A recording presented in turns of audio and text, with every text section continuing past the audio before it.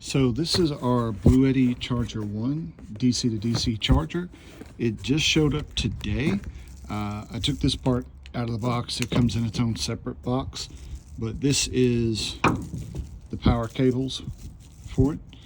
As you can see, ends are already crimped on one side and ends are not crimped on the other. Okay, so let's go ahead and get it out of the box.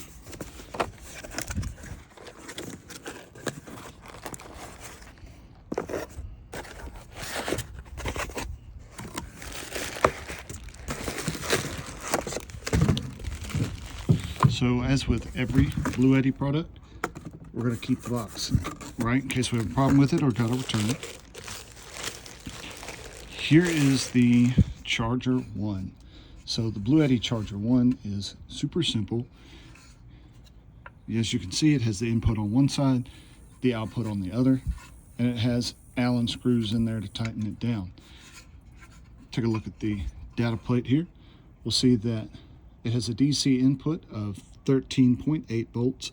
So if you have a diesel and it's a 24 volt setup, you may need to be considering that. DC output is 15 to 56 volts. So it's a pretty good output. Usual cautions on this end, so fairly straightforward. But it does come standard with the MC4 cable that is already crimped and ready to go on this end, made for your output right here. So this will work with your MC4 to XT90 or MC4 to the aviation adapter. Go directly into the side of your BLUETTI products. So here's a set of tools that you might need for this particular job. First is a set of upholstery pry bars. These save the plastic upholstery, and it's a lot better than going in trying to pry at it with a pocket knife or a screwdriver or something like that. And then you have the multimeter. Because I have a diesel truck and I know some of it's 24 volt and some things are 12, it's always a good idea to check first to make sure before you hook anything up that it's going to be the right voltage and it's not going to be too much for your Charger 1. I do have some butt connectors here. Now I do not plan on using them. With my particular mounting that I plan on doing, I'm going to run the wire directly through the firewall. No butt connectors needed, no electric tape needed. Electric tape is something you should consider for this as well, because every time you use one of these, even if you're soldering, you still need to wrap it back up and make sure it's protected. I just couldn't find mine at the time I was making this video. So right here, wire cutters. So a lot of us use a pocket knife and teeth.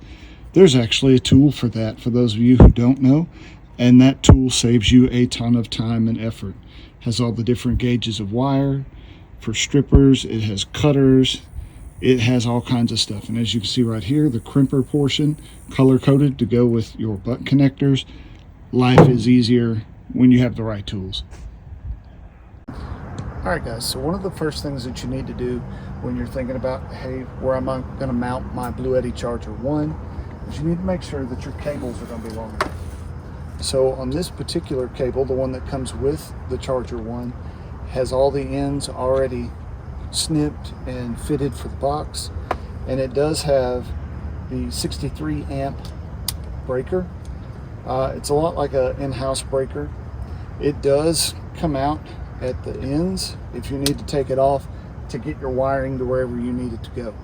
You can actually unscrew it right here and take this end out.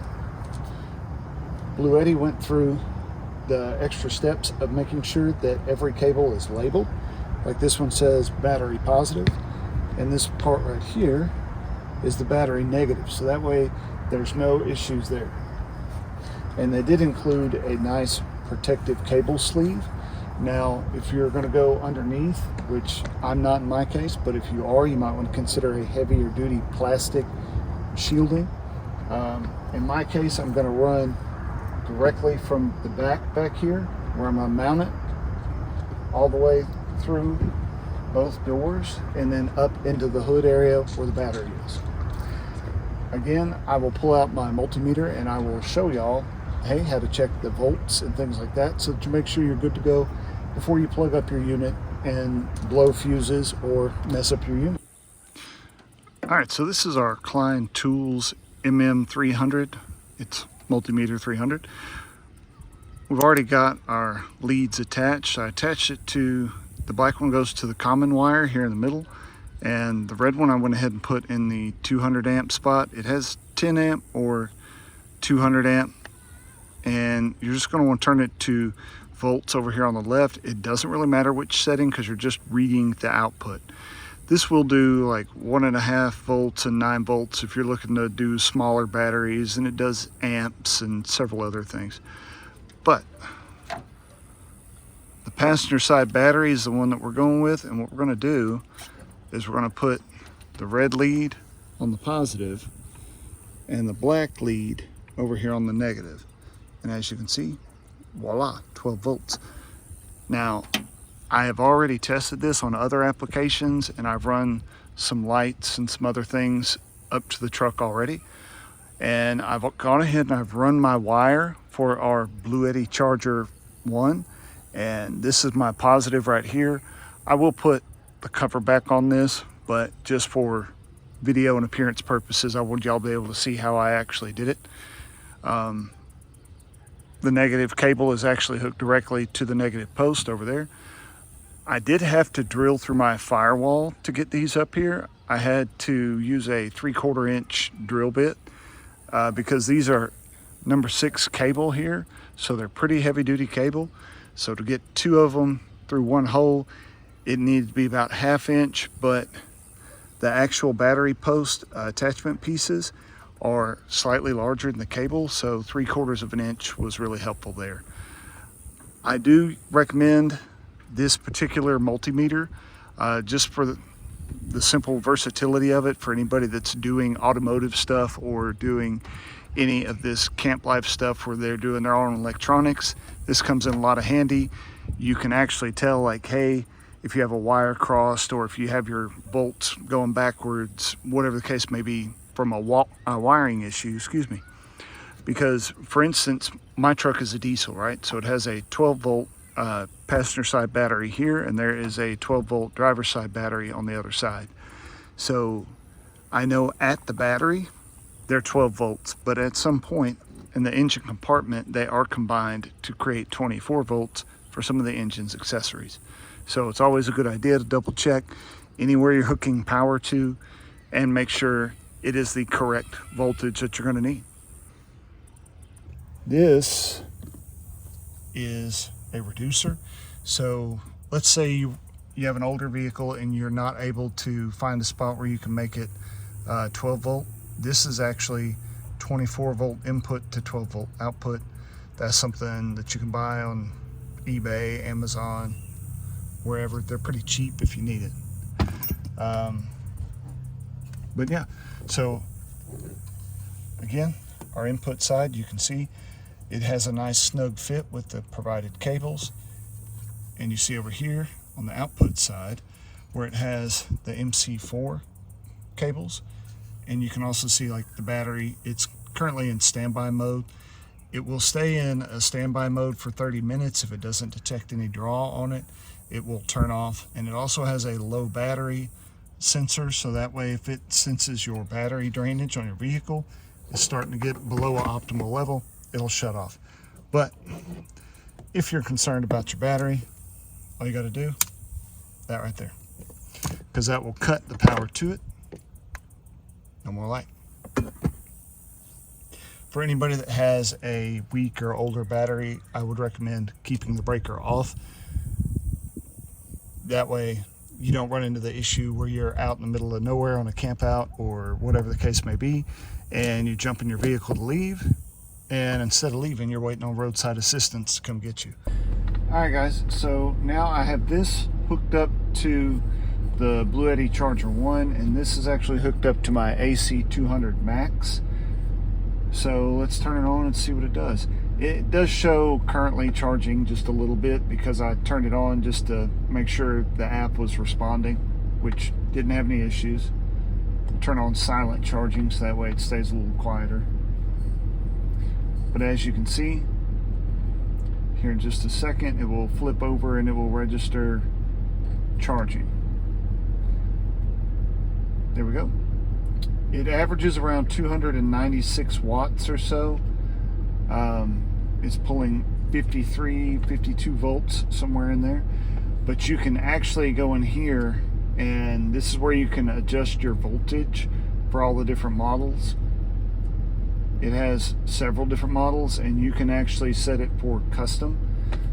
I do not recommend doing custom unless you pull your manual out, give it a look, and see just how much it will take. I do know that the AC200 Max will do, I believe, 500 watts.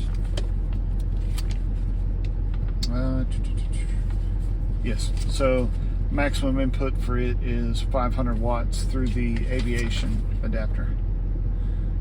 The solar input is a little bit different.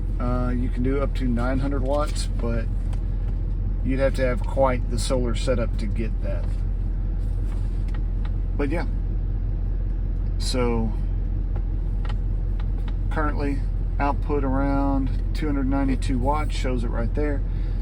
I do think that with it being at 86% and it is just the unit, it should be charged up in the next 10-15 minutes at most. So you could sit in here and leave your vehicle running for a little bit, make a phone call, maybe watch a movie or some social media with the kids, and then by that time it would be charged back up.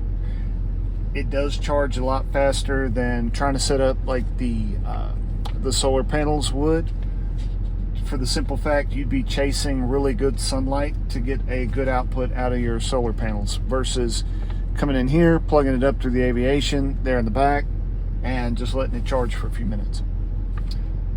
But yeah, so that is the BLUETTI Charger 1, BLUETTI. And again, that's a lot of the amazing features with it. It's a lot simpler than solar panels, and it's a lot easier, especially when you're traveling to a campsite or something like that.